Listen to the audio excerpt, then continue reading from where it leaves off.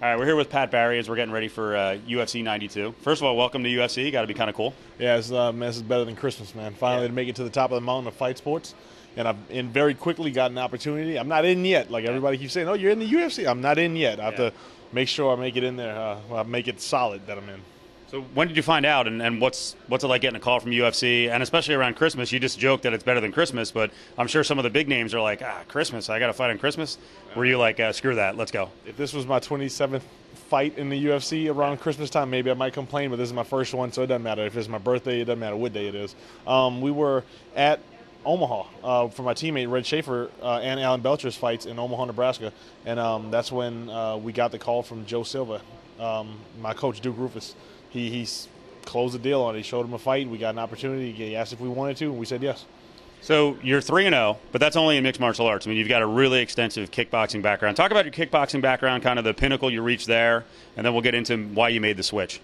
I started off kickboxing as just a hobby, and the more I did it, the more I liked it, the more I liked it, the more I loved it, the more I loved it, the more I needed it. And then one day I accidentally knocked out the wrong guy and realized that I was kind of good at it and that I could actually do something with it.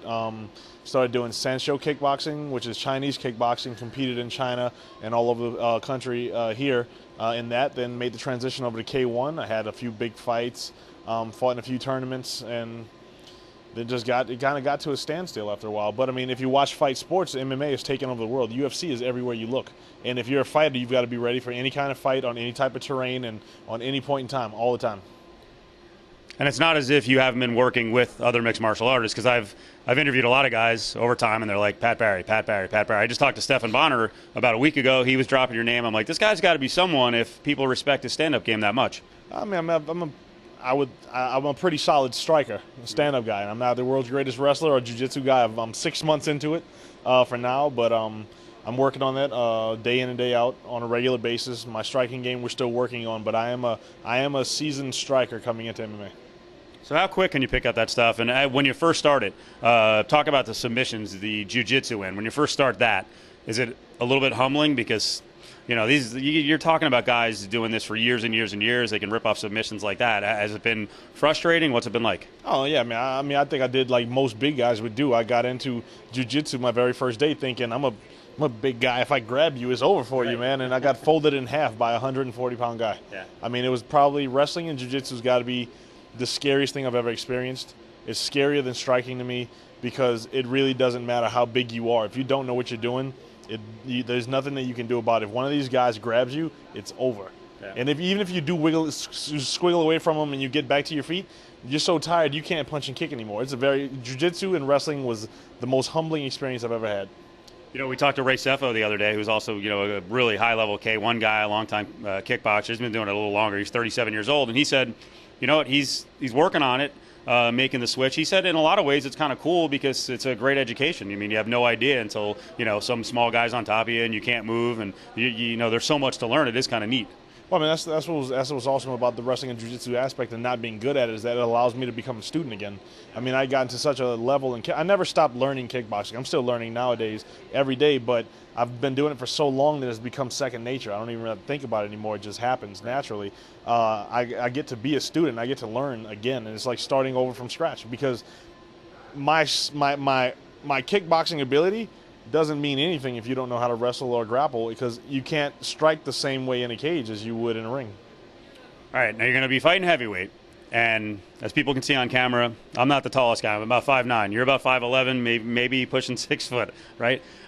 Immediately the comments that I saw on all the boards, hey, this guy, Pat Barry, he can throw, you know, he's a good kickboxer, but 230, a little bit short for heavyweight. So how do you compensate for that? Obviously you're a ripped guy, but, you know, in the future, you could face guys. I mean, your opponent on this night is going to be about 6'3". There could be guys 6'5", 6'6". So how do you combat that? I'm sure you had to face that in you know, K1 and the heavyweight and in kickboxing. Out of every kickboxing match I've ever had, every fight I've ever had, I've always been the shortest guy. Yeah. I'm heavy. I'm 230, 240 pounds. I'm only 5'11 and a half. Right? But I don't think that really matters. I mean, we were debating on whether or not I was going to go down to 205 because we've been hearing that I am a small heavyweight. Man, I'm as heavy as everybody else. I'm just shorter. Right. But all of my fights have been against 6'3" guys.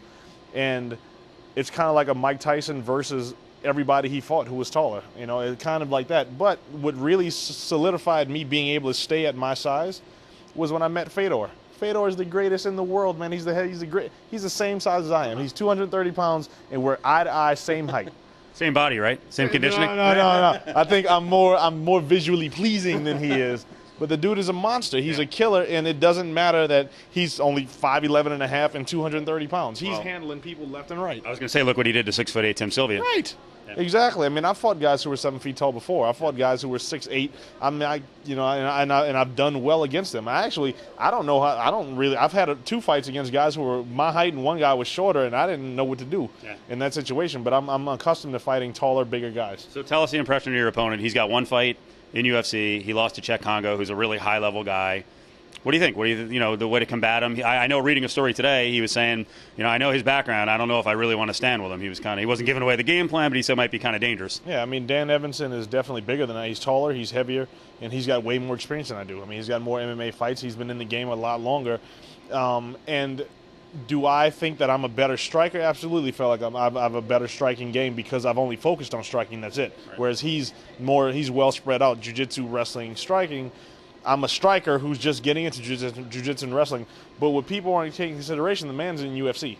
It doesn't matter if you suck. It doesn't matter if you're in the UFC. That means something. That doesn't matter like how much time you've been put in. He's in here for a reason. The guy is capable of doing damage.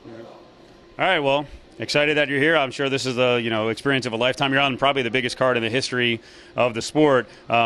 You probably haven't. You just got in, I know. So you haven't even seen some of the guys like Quentin Jackson and Silva and Mir and Nogueira. That's going to be kind of cool being around those guys the next couple of days. Yeah, I mean, these guys are all superstars to me. I'm still a fan of the fight game. Even when I was kickboxing and now in MMA, I'm still a fanatic. Do I compete in it? Yes, man, but I still watch it on a regular basis. I'm trying to get to know everybody. I asked Vanderlei for his autograph earlier tonight. I was trying to make sure nobody was watching when I did it, but I did. I asked him for his autograph, and he gave it to me. Thank you very much, man.